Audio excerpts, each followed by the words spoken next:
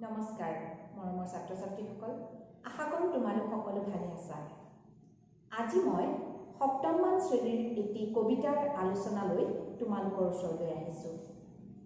কবিতাৰ শিৰোনাম স্বদেশ প্ৰেম, কবি পদ্মধৰ চলিহা। কবিতাটো আলোচনা কৰিবলৈ যোৱাৰ আগতে আমি এবাৰ কবিতাটো পাঠ কৰোঁ, তোমালোকে শুনিবা। কবিতাৰ শিৰোনাম স্বদেশ প্ৰেম, কবি পদ্মধৰ চলিহা। ধৰেনে জনম কেৱে এই মৰতত, শিলাময় কৰিতাৰ হিয়া। এই মোৰ জন্মভূমি বুলি মনে মনে এবাৰো যি কোৱা নাইকিয়া। আনৰ দেশৰ পৰা উলটি আহোঁতে ফুৰি চাকি ঘৰমুৱা হৈ, জ্বলা নাই হিয়াজাৰ স্বদেশ প্ৰেমেৰে, আছেনে কোনোবা এনে ঐ? আছে যদি এনে কোনো এনে কাঠ চিত, চিনি থবা তাক ভালকৈ। তাৰ বাবে গায়কৰ উচ্ছ্বাস উঠলি, নুঠে তাৰ গুণ গাবলৈ। থাকক থাকিলে তাৰ ডাঙৰ উপাধি, জগতত ফটা ফুটা নাম। থাকক থাকিলে তাৰ বিভূতি বৈভৱ, বাসনাই ঢুকি পোৱা মান। কিন্তু তেনে স্বাৰ্থপৰ দূৰকপলীয়া, নাপায় খিয়াতি জনমত। দুগুণ মৰণ ভোগী ধূলিৰ মানুহ, মিলি যাব ধূলিৰ লগত। তাৰ বাবে কেৱে নুটুকে চকুলো, কেৱে তাক নকৰে সন্মান।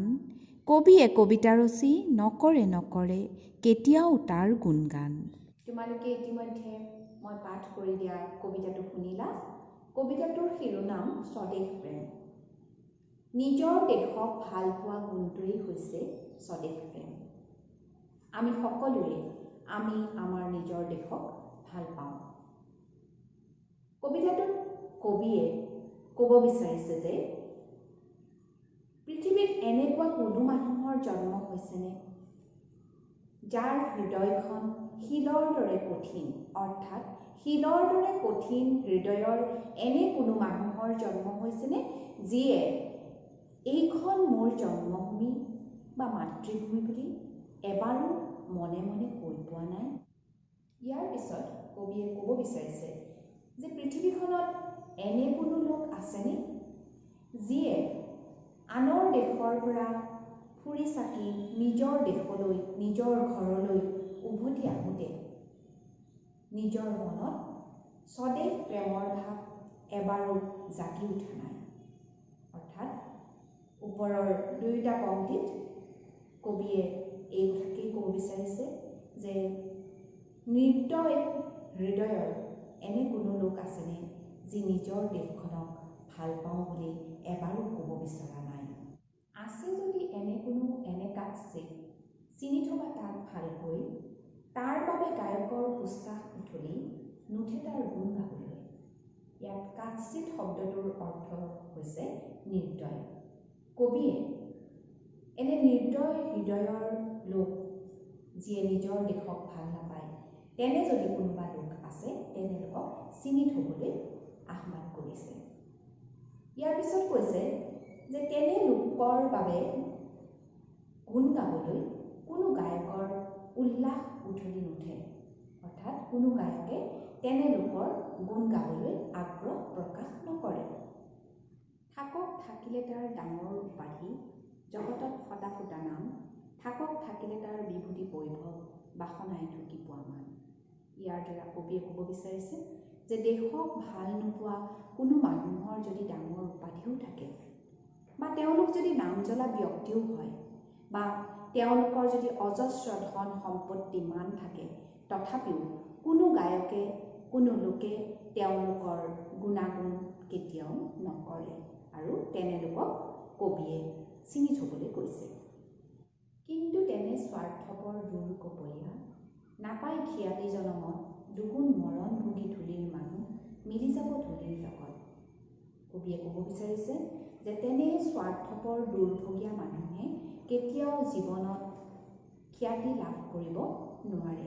অৰ্থাৎ তেনে মানুহক কোনো মানুহেই সন্মান দিব নিবিচাৰে। তেনে মানুহে দুগুণ মৰণ ভোগী ধূলিৰ মানুহ, ধূলিৰ লগত মিহলি হৈ যাব। দুগুণ মৰণ ভোগী এই কথাষাৰৰ দ্বাৰা কবিয়ে ইয়াকে ক'ব বিচাৰিছে যে মানুহৰ মৃত্যু দুবাৰ হয়। এবাৰ পাৰ্থিৱ শৰীৰৰ মৃত্যু, এবাৰ মানুহৰ মনত থকাৰ পৰা আঁতৰি যোৱা। অৰ্থাৎ কিছুমান মানুহক মানুহে মৃত্যুৰ পিছতো মনত ৰাখে তেওঁলোকৰ ভাল কৰ্মৰ বাবে, কিন্তু এনে স্বাৰ্থপৰ দেশক ভাল নোপোৱা মানুহক কোনেও মৃত্যুৰ পিছত মনত নাৰাখে। সেয়েহে কবিয়ে কৈছে যে এনেধৰণৰ স্বাৰ্থপৰ দুৰ্ভগীয়া মানুহ দুগুণ মৰণ ভুগি ধূলিৰ লগত মিলি যাব।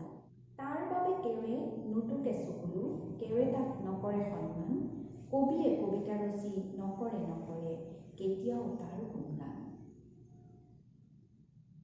এনে স্বাৰ্থপৰ নিজৰ দেশক ভাল নোপোৱা মানুহৰ বাবে কোনেও কেতিয়াও চকুলো নুটুকে আৰু কেতিয়াও কোনো লোকে তেনে লোকক সন্মানো নকৰে। তেনে লোকৰ গুণগান গাবলৈ কোনো কবিয়েও কবিতা ৰচনা নকৰে বুলি কবিয়ে আমাক জানিবলৈ দিছে। অৰ্থাৎ যিসকল লোকে নিজৰ দেশক ভাল পায় সেইসকল লোকক সকলোৱে সন্মান কৰে, ভাল পায়, কিন্তু যিয়ে নিজৰ দেশক কেতিয়াও ভাল নাপায় তেনে স্বাৰ্থপৰ মানুহক কোনো মানুহেই কেতিয়াৰ বাবেও মনত নাৰাখে বা তেওঁলোকক কেতিয়াও সন্মান নকৰে। কবি পৰিচয়। স্বদেশ প্ৰেম কবিতাটোৰ কবি পদ্মধৰ চলিহা। পদ্মধৰ চলিহাদেৱৰ 1895 চনত শিৱসাগৰত জন্ম হয়। তেখেতৰ পিতৃৰ নাম আছিল ফণীধৰ চলিহা আৰু মাতৃৰ নাম আছিল গুণলতা। তেওঁৰ মাতৃ অসমৰ প্ৰথম চাহ খেতিয়ক মণিৰাম দেৱানৰ নাতিনী আছিল। চলিহাদেৱে সাদিনীয়া অসম আৰু অৰ্ঘ্য কাকত সম্পাদনা কৰিছিল। ভাৰতৰ জাতীয় আন্দোলনত তেওঁ সক্ৰিয়ভাৱে অংশগ্ৰহণ কৰিছিল। 1942 চনত তেওঁ কাৰাবাসো খাটিছিল। তেওঁ ভালেমান স্বদেশ প্ৰেমমূলক গীত ৰচনা কৰিছিল। চলিহাদেৱৰ গীত আৰু কবিতাৰ পুথি ফুলনি, স্বৰাজ সংগীত, গীতিলহৰী আৰু শৰাই। স্বদেশ প্ৰীতি তেওঁৰ কবিতাৰ মূল উৎস। তোমালোকে হয়তো বহুতেই জানাই যে এই স্বদেশ প্ৰেম কবিতাটি ইংৰাজ কবি ছাৰ ৱাল্টাৰ স্কটৰ পেট্ৰিয়টিজিম নামৰ কবিতাটোৰ সৰল অসমীয়া ভাঙনি। মই ইয়াৰ লগতে ছাৰ ৱাল্টাৰ স্কটৰ পেট্ৰিয়টিজিম কবিতাটো দি দিছোঁ, তোমালোকে পঢ়ি চাবা। মৰমৰ ছাত্ৰ ছাত্ৰীহঁত, আশা কৰোঁ তোমালোকে কবিতাটো বুজি পালা। তোমালোক প্ৰত্যেকজনেই নিজৰ দেশক ভাল পাবলৈ যত্ন কৰিবা বুলি আশা কৰিছোঁ। আমি সকলোৱে আমাৰ দেশক ভাল পোৱা উচিত। সংস্কৃতত এষাৰ কথা আছে, জননী জন্মভূমিশ্চ স্বৰ্গদপি গৰীয়সী। অৰ্থাৎ মাতৃ আৰু জন্মভূমি স্বৰ্গতকৈও অধিক। আজিলৈ ইমানতে সামৰিছোঁ।